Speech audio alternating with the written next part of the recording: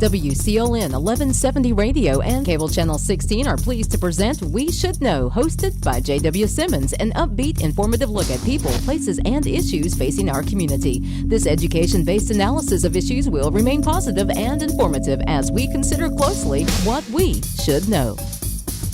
Ladies and gentlemen, welcome back. Thank you for being with us today. We Should Know is on the air. We come to you from Star Communications Channel 16, WCLN Radio simulcast, Tuesdays at 2:30 each and every Tuesday. There's a replay at 7 p.m. Tuesday, Thursday on Cable Channel 16, Star Communications.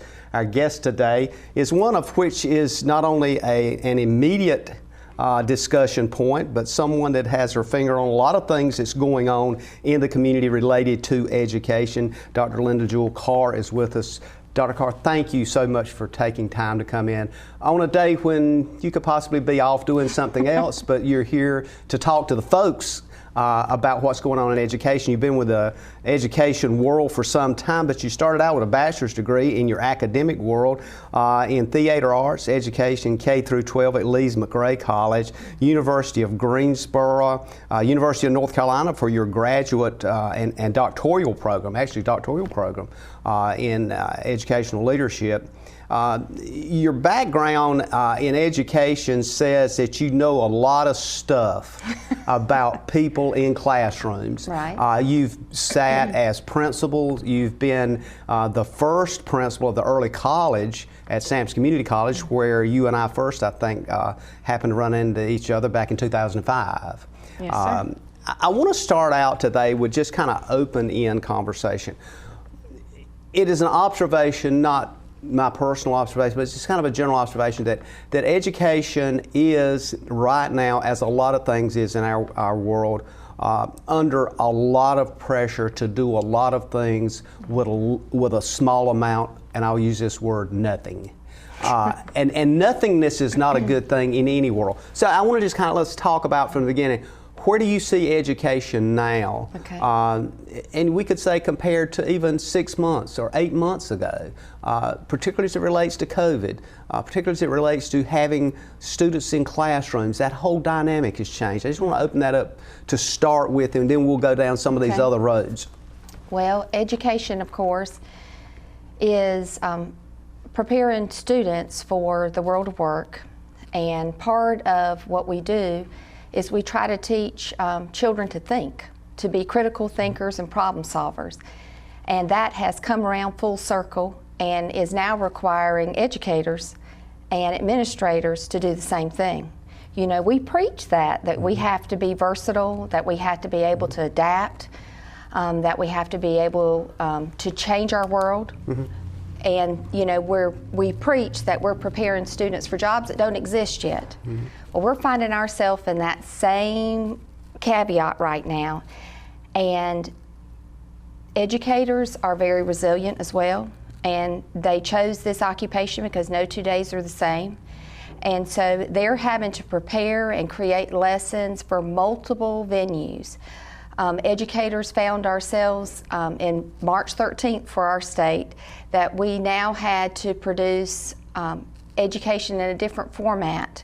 And what were we going to do to ensure that our students received that material that should have happened to finish out the year? Mm-hmm. Our state is fortunate in that we do hand down a standard course of study and a pacing guide with clarity on what should be accomplished in a year. All the states aren't like that. So we have that good fortune in our state, but our teachers just dug in. I don't know that Sampson County per se was prepared for an online environment, but we didn't let that keep us from achieving our goal, which was offering our students that curriculum that needed to happen. So we immediately began preparing online curricula. We began preparing paper packets if a child didn't have access to connectivity, which I would say is our largest issue to have to combat with this COVID-19 crisis that we're in. Mm-hmm. But I'm very proud of Sampson County teachers and North Carolina teachers and administrators. We just embraced it and made the changes. So then once we could come up for air in June, you know, you finished that year, you've provided feedback to families and students on where they were at. Now it was time to look forward to how are we going to capture next year. And so the state has given us some guidance, but they are really allowing each LEA a lot of flexibility in how you will produce the next year. And in fact, each LEA has to submit its own plan. And so each LEA has been doing that, but I can't say anything but accolades for our technology staff, for our administrators, for our teachers, and a big shout out to parents, because parents all of a sudden found themselves in a teacher role. I think, if anything, it gave us a new appreciation and respect for the field of education and professionals as teachers, because even parents found themselves like, my older child doesn't learn like my younger child, and I have to do different things. So I think parents found out maybe some learning styles that they didn't know about their own children, and maybe increase the respect level for teachers overall nationwide. So. Yeah, I think those you hit several good points. One of them is that learning style thing that you just mentioned. Oftentimes folks don't think about that because normally that's left up to the teacher. That's but now right. Here you've got this child. Experts. Exactly. and they do a great job with it. And all of a sudden you got this child there. And how often have we heard parents say, well, I really don't know how to help. They don't do that at home. Exactly, and they don't understand enough to do it at home. So it creates this kind of dichotomy of how do we approach this, and parents that are already under stress are now going, and this is not a put down by any means, but what am I going to do with my children? I've got to go to work, and my children's normally in school, and I'm at work now. What if I've got to figure that out? And of course, as a grandparent, all the, grandparents and cousins and everybody else then starts coming into the play. So at the moment in looking at it, it sounds almost like people are now reflecting, oh my gracious, that's chaos.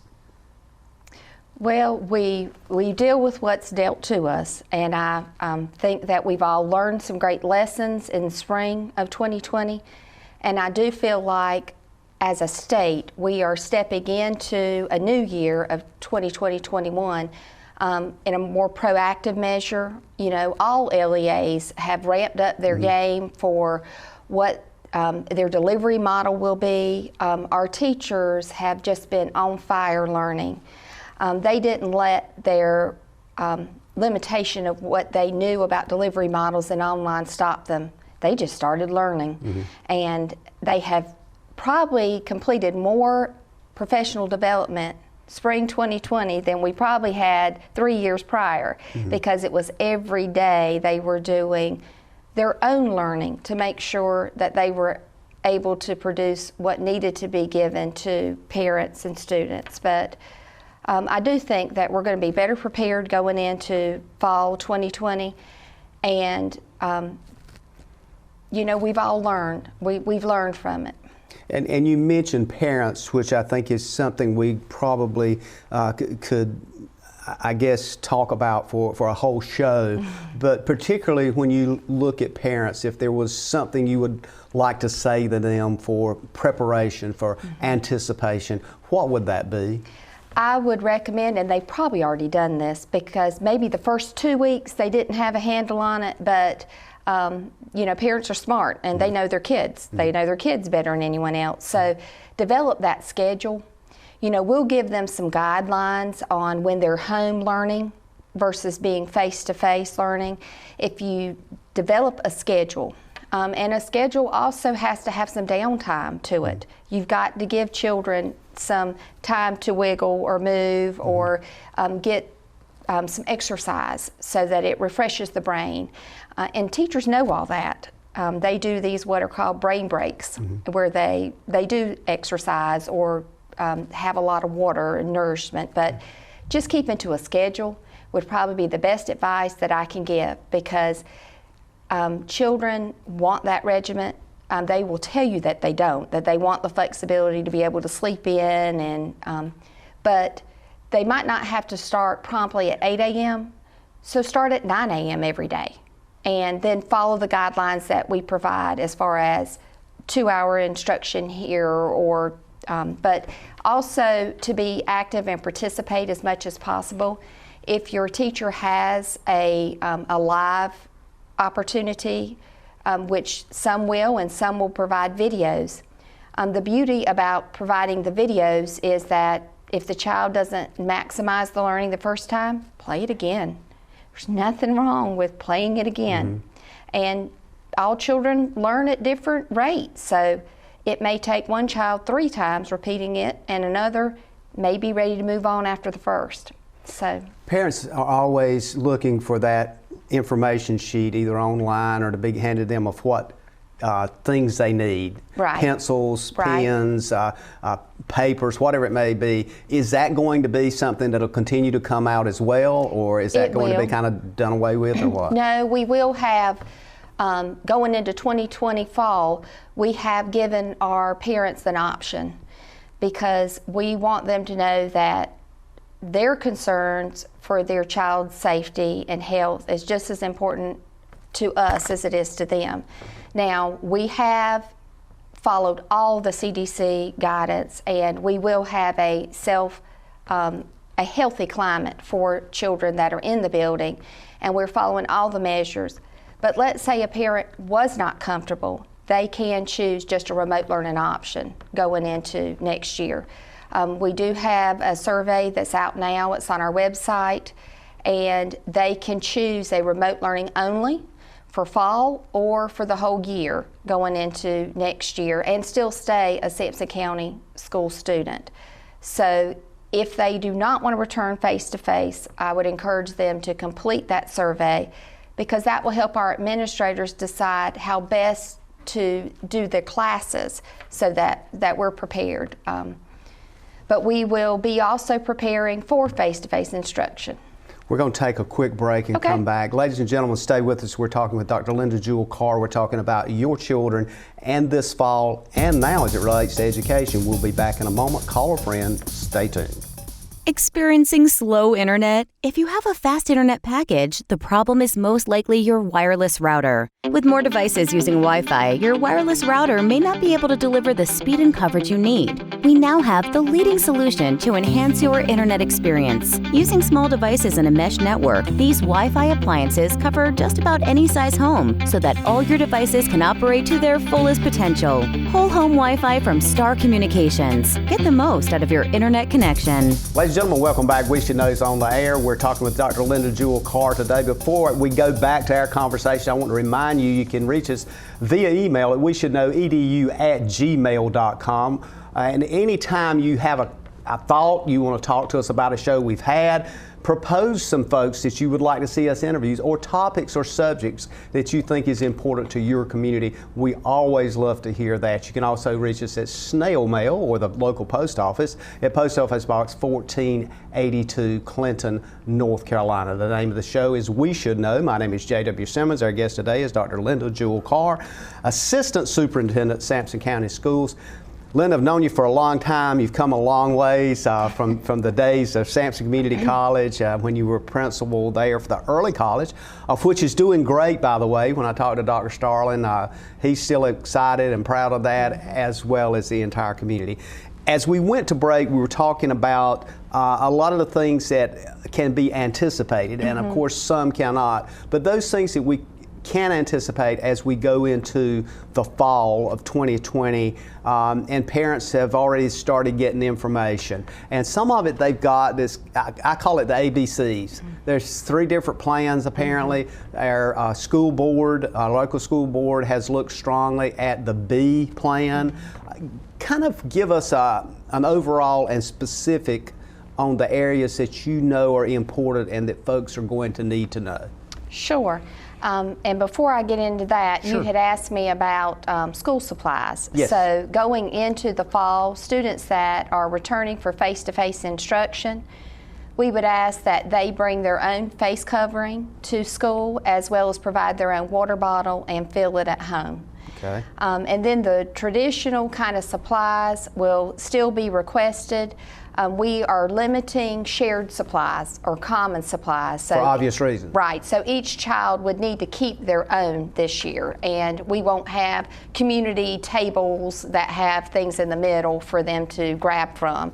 They would have their own things. So that's important as we move into this coming year. But it's a behavioral change for the child too. It is, well, it's a whole shift, I agree, but it's just what we need to do to keep everyone safe, staff and students. But you're correct, the state has issued 3 plans, an A, B, and C.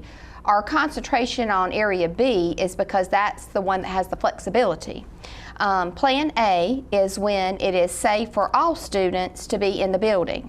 So Plan A would be all of your students return, but you were still having to ramp up some of the health things, such as temperature checks are required now for students and staff.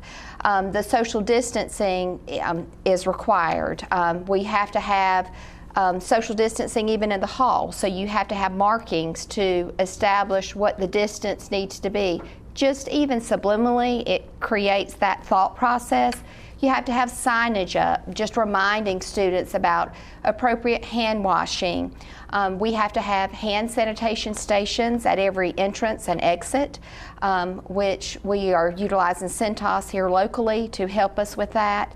And so lots of different health and sanitation needs, plexiglass up in the front office if they didn't have a barrier, those kind of things. Limiting visitors. You don't want a lot of extra folks on your campus, especially if you move to Plan B, because Plan B necessitates that you have to have 50% or less students on campus at any time. So the Plan B had a lot of conversation. We were required by the state to hold stakeholder meetings, which we of course did, which included voices from not only central services, but your administrators that are boots on the ground in the building. So what kind of input did they contribute? Your teachers, we had a large teacher group. We heard from each of our student groups, which was absolutely delightful. And then we heard from parents and community, so that we had all those voices represented. We started out with 5 plans for B, and we landed with realizing that no plan is good when you can't have kids in the building 5 days a week. But if you're required to have less than 50%, you have to come up with some plan. So our plan was Group 1 would come Monday and Tuesday, but it's consistent. It's every Monday and Tuesday. And then Group 2 will come to school Thursday and Friday. So they will be coming to the building 2 days a week, and they will be doing home remote learning 3 days a week when we're in Plan B. And these plans next year will be very fluid. They may move into A, B, and C, and it could even be school specific. Because if you have a COVID positive case, you have to address that. We have mechanisms in place to limit movement. So students would be in the classroom. If they had multiple teachers, the teachers would move. So you've moved one body. Is it possible if you have a COVID case in the classroom or in the school that you would have to shut that entire school down? It is possible, depending on how much movement had taken place.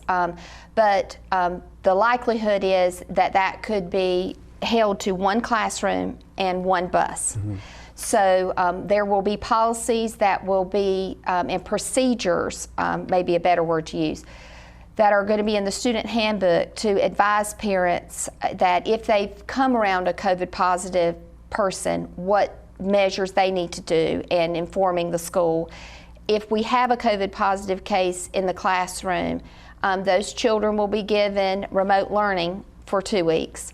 And so it is possible that it may be a classroom that shuts down, not a whole school. It's also possible that it could be a whole school or a whole hall.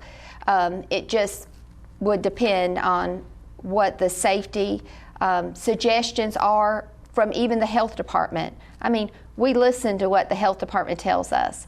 So we will take ultimately our guidance from the governor, and the governor may very well likely say, you can go back in Plan A if your county chooses to go back in Plan A. So in that instance, it would be up to Dr. Hobbs and the school board to say if we felt that we were in a position to do that, because we know we do have higher numbers in Sampson County. So they could be more restrictive, they just can't go less restrictive. So the more restrictive, if Governor Cooper says Plan A, they could choose to go back in Plan B. So you're already removing the students from the mix that chose remote learning only. So now you're taking your student body and dividing it into two groups. And so that will be less than 50% in a classroom at one time. So the goal there is not only are you able to social distance, but you're able to give the children, when they are with you, more attention because there's less students in the room itself. But we'll be eating in the classrooms, and that's a new shift for us. We've never had at least lunch in the classroom. We've had breakfast in the classroom at some of the schools, but they will be doing breakfast and lunch in the classroom. Again, reducing the amount of contact with other students and following all the guidelines. Plan C, when we are forced to move into Plan C again, is everyone goes home and it's remote learning. Now, we have the same situation with some of our teachers that we do some of our students, in that they don't necessarily have broadband availability at home. So our teachers would be able to work in the building to get internet access if they needed it to produce the lessons. We also, thanks to Star Communications, now have hotspots at each of the high schools, which has been a huge help. Also, Ms. Letha Lee taught with 4 County and got 2 hotspots in the southern end of the county at a church and a crossroads. So that has helped us in that end of the county. So we appreciate our community partners realizing that all of our homes aren't connected. We also have Google Classroom as an option coming into this year, as well as Microsoft Teams and Canvas. So with Google Classroom, that gives a parent the opportunity to have the child work on material, and then they can drive to McDonald's or Grandma's or the high school to get the hotspot, and everything syncs. So the material can be downloaded. So we're just having to be extremely creative. Our teachers are being very innovative. They are ahead of the curve, and they are producing lessons. It's the dynamic is such that a lot of what you said about connectivity is critically important. How about those communities and those folks that are somewhat disenfranchised, do not have the equipment, do not have the tablet? And I know we haven't even mentioned the fact that you've worked with a lot of those populations in your career. Are we working on that? I know there was discussion about funds for those folks. Some school systems are handing out tablets. Right. Tell us what's going on there. Okay. Because, again, we don't want anybody, not to talk about Jim Hunt, but we don't want anybody left behind, do we? Right. Well, that is a critical need in Sampson County Schools. The school board is fully aware. Ms. Belbeloved and her team are working day and night, and we are working to increase our device opportunity. Now, with the CARES Act funding, which was federal funding, we do have in that plan some device purchase. But realizing that nationally, everyone's trying to ramp up their device opportunity. So even devices are not, you can't just put in a purchase order and expect them to come in the door in the next 5 days. But we know that we will have laptops available to be checked out in the high school level. We will have some available in middle school. K2, we're looking at mostly iPads, and if a child did not have good access to Wi-Fi, our alternative school moved to a virtual platform a couple years ago, so we have some Khajiit, some hotspots, but mostly we really need that child to have access to a device.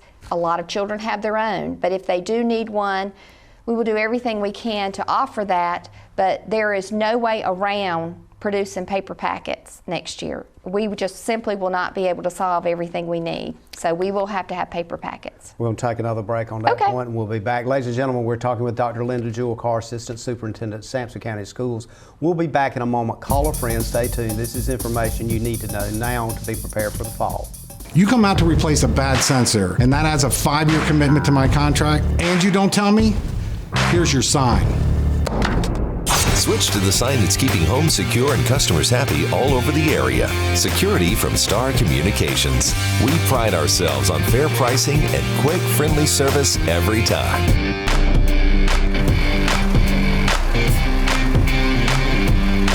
Somebody trying to break into this place? Security from Star Communications. My name is JW Simmons. The name of the show is We Should Know. We come to you each and every Tuesday at 2:30 with Star Communications Cable Channel 16, simulcast on WCLN Radio right out of Clinton, North Carolina. Our guest today is Dr. Linda Jewell Carr with Sampson County Schools. She's Assistant Superintendent. And Linda, I guess for a better segue back into our conversation, we were talking about the 3 different areas that schools could be opened under.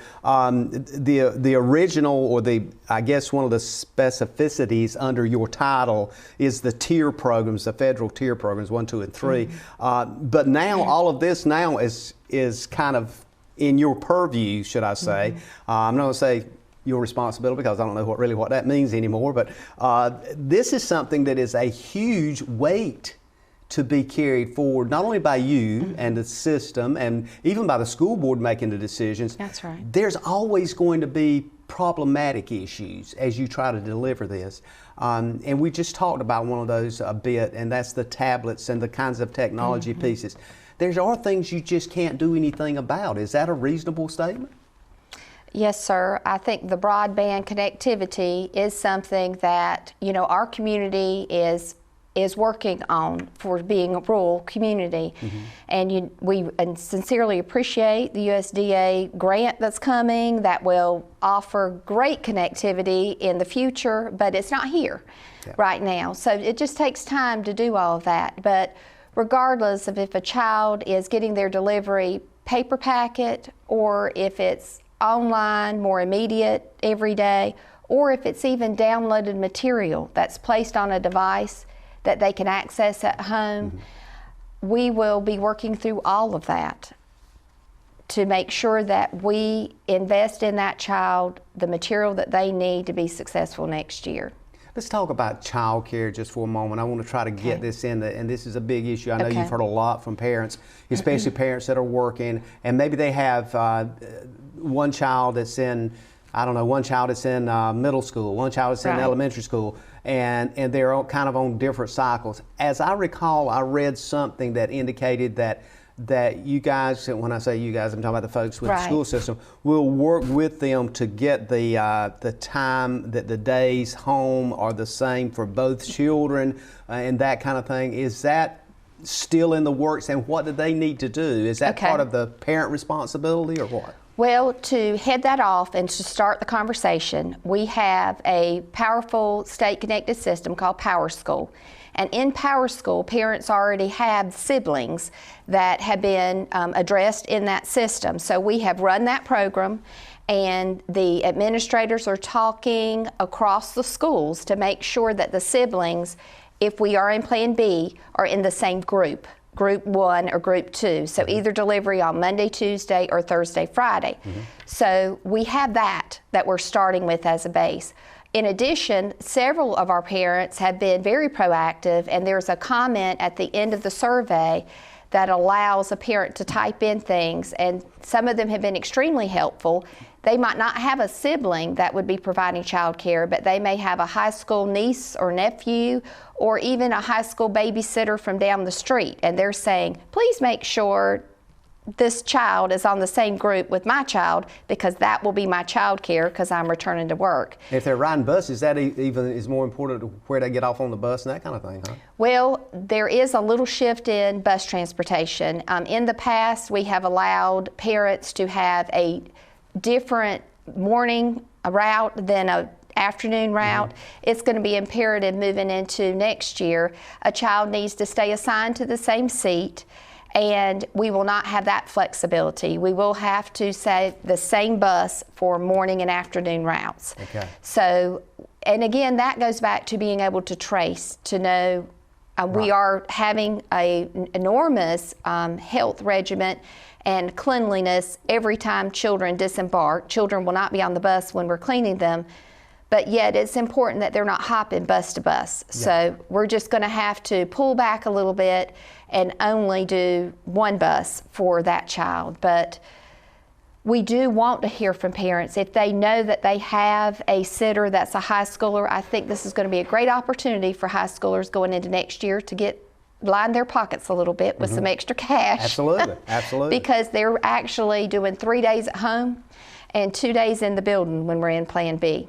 And it also brings the point that these children also could have grandparents or a grandparent that's looking after them that may be in two different families, and this grandparent may have a child in family A and a child in family B, and certainly they want to try to get them synced. Is that then also? I would say contact your principal. We have collected the survey data that our parents have given to us. We'll continue to do that a couple more times, but principals now have that in their email ready for them to figure out, okay, who are my remote-only children? And now who needs to be together? So if there is a parent or a grandparent that has a recommendation that I need these children together in the same group, please reach out to the principal. And the principal can take care of making sure that is addressed now, because That's the right. other part's already done. You want to plan ahead. You need to plan and be proactive in that. And our administrators want to work with our families. We definitely can't do this alone. And the spring was a testament to that. Our parents are greatly important, and our grandparents too. So please, if you know you need a need, reach out to the principal. We've talked about a lot of issues. I want to kind of focus on this idea of where we are now. And of course, everything, as you mentioned, is kind of statistically driven. The governor could come up with something else, and we don't know when that's going to be more confining, less confining. Right. If you had to look at folks now and say, well, if we're looking at Plan B, do you feel like that's where we will be this fall? Do you really see any kind of movement in that being at the Plan B point? At this moment, we don't even have an option of remote learning, which would be Plan C only, because that's held up in the Senate right now. Right. And that was all the calendar bill issue. But I do think we will have portions of the year that we will be in remote learning only, which will be C for all students. But my guess is we are probably going to be in Plan B, probably first semester. And I'm thinking until Christmas, and then hopefully we can return to Plan A after we hit the first of the year and get back to more of a normal routine as much as can be with all these additional stay 6 feet apart. But my desire would be that we return in Plan B, and I'm hopeful. But we do want to make sure we're making the best choice. The school board and the superintendent will ultimately say if we're in B or C, and I know that they will be looking at numbers. We will have all of our safety protocols in place, so whenever they sound the alarm that we can return to Plan B, we'll be ready. So we want our children in our building as much as possible. The more that a child can be with their teacher, the better for both, because school's not only about what you need to learn in that PACE and guidance standard course of study. School is where I have an adult that really loves me and cares about me, and that just can't come through a computer. So being able to see my teacher, and my teacher just asking me how my night was, or I know you don't like apples, but would you just try one for me? That relationship, and I know you remember teachers you had, especially in elementary school, but just as important in high school. That high school teacher might trigger your career on one conversation, and that might even be in the hallway. So teachers are just critical, and they want to be with their kids.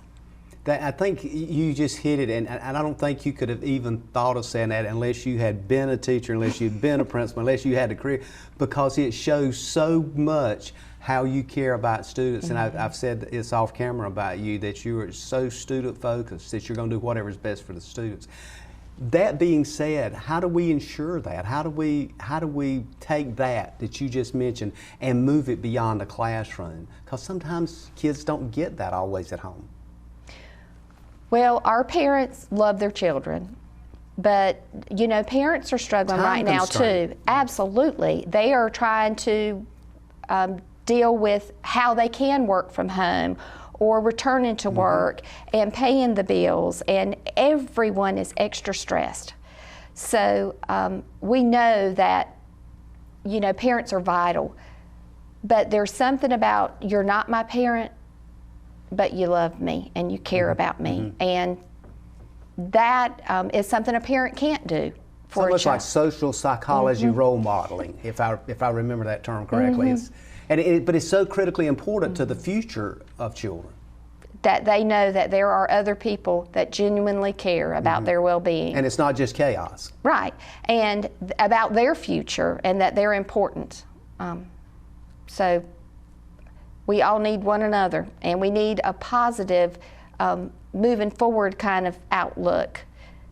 I want to spend some time, and I can kind of introduce it now. We're going to be coming to a break in about 60 seconds, but I want to kind of introduce, I want to talk about the impact on teachers. I want to talk about the whole impact of, we've probably got teachers, I have no idea, I'm just going to toss this out. We likely have teachers that have reached a point in their career, they may be thinking, I'm not sure I want to get back into that world, given the health risks, given those kinds of things that's going on.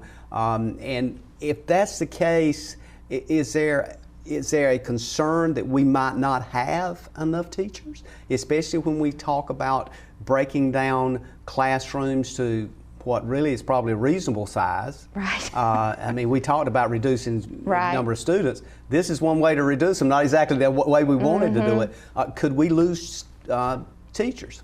And I'll give you 15 seconds before we have to go to break. That is a high real likelihood across the state. And when we come back after break, I can give you some of our Sampson County statistics, because we recently polled our staff to see how many were high risk and how many were planning on returning.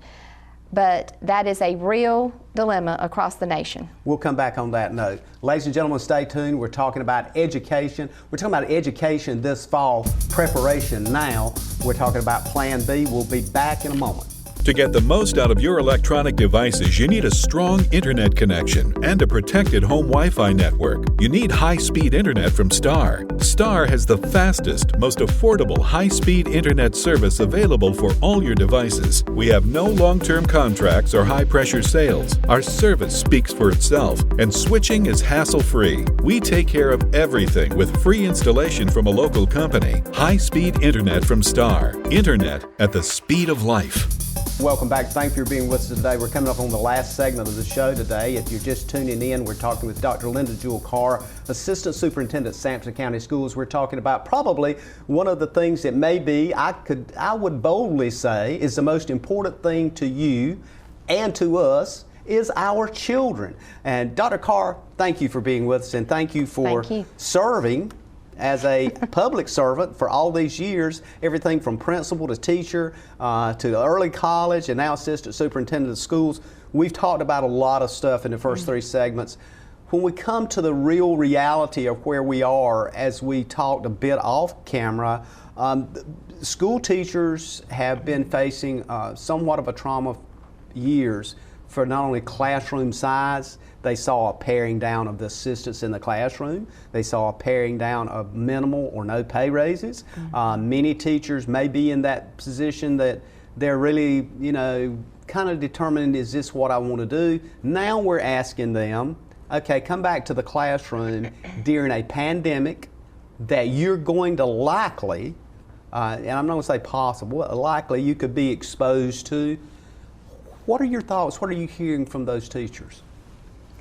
Well, we have over 1,000 employees with Sampson County Schools, so we just kind of needed to know the pulse of where we were at with that as we were preparing for fall 2020.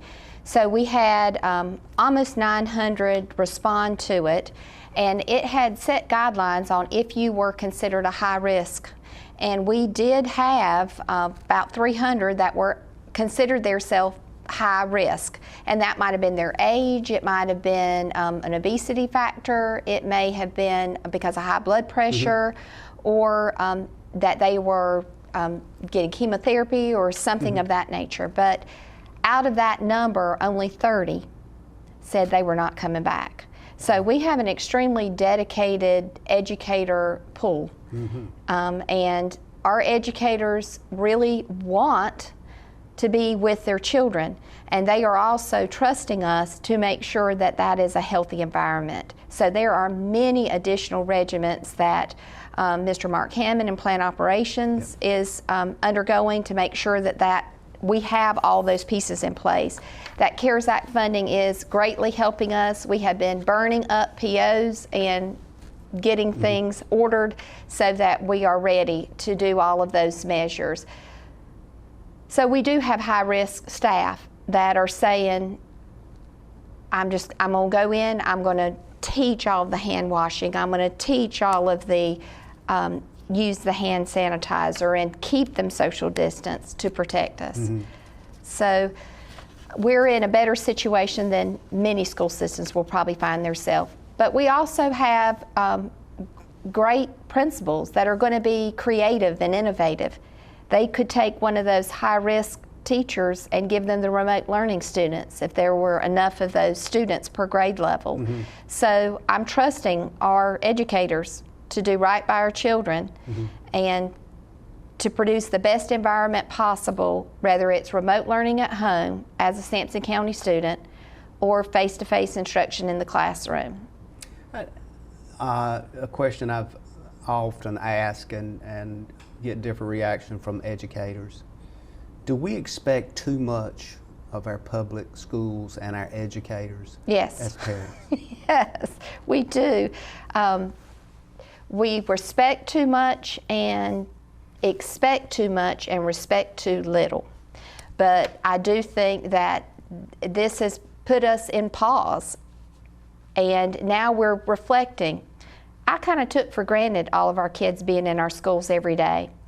I knew our teachers and our principals loved our children, but they aren't fulfilled because they're not getting to see the kids. So being a remote learning teacher doesn't have with it that what you need as an educator to make you feel good, because you want to see your kids. But we absolutely have always expected too much out of our teachers, but they chose a career of a mission and a service, and they give and give and give.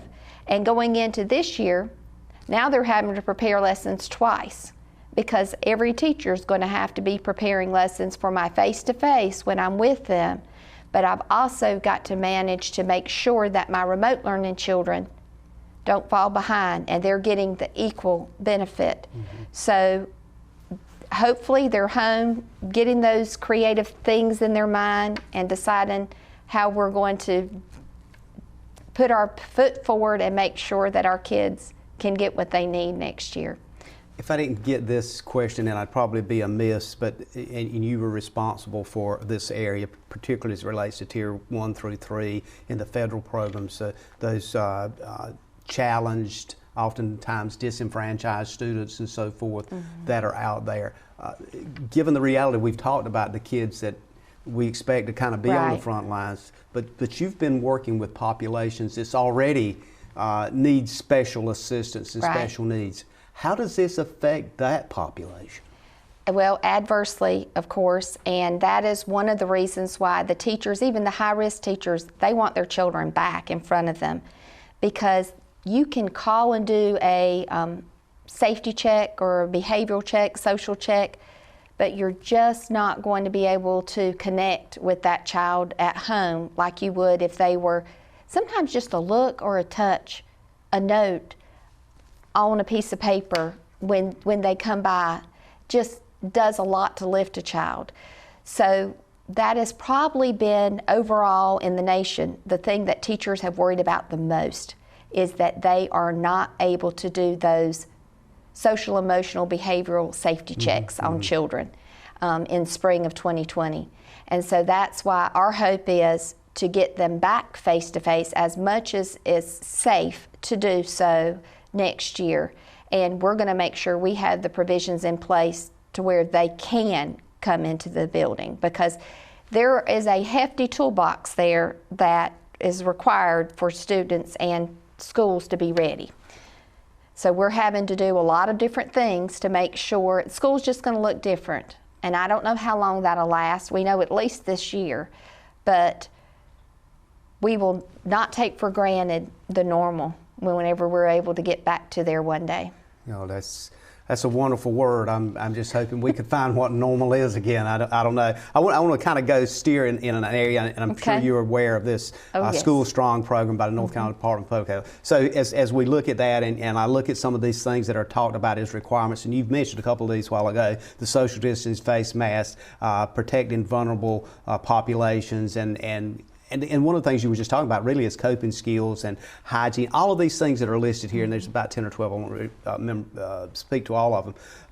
But how does that happen on a regular basis? And if parents are aware of something, even as it relates to somebody sick in their home, do they have an obligation to report that, not only to the health department, but let you guys know that? These all are critical, and it's different for each school. That's elementary, the kind of middle school population, and then the high school. All of these kids are going to react different to that. I can only imagine. I've got 2 young grandchildren, and I can only imagine, well, at least one of them he'd probably be telling me how to do it, but if you take a mask and say, look, I want you to wear this, and they're not used to doing that, it's going to be, boom, they might be shooting them across. I don't know, I'm just imagining. It's got to be tough. Well, and you're right in that the different ages have the different levels. Yeah. For instance, it can be required for middle school and high school in the Language in Strong Schools NC toolkit, but for elementary, it can just be recommended because you do have a younger group, and you also have, it can even be a fear if they feel like they can't breathe, a panic attack situation. So you do have to be sensitive to children and listen to directives from doctors. It's a new way. We do have the Strong Schools NC toolkit that also has a separate area for nurses, and obviously we're following all the guidance that's required for health and safety.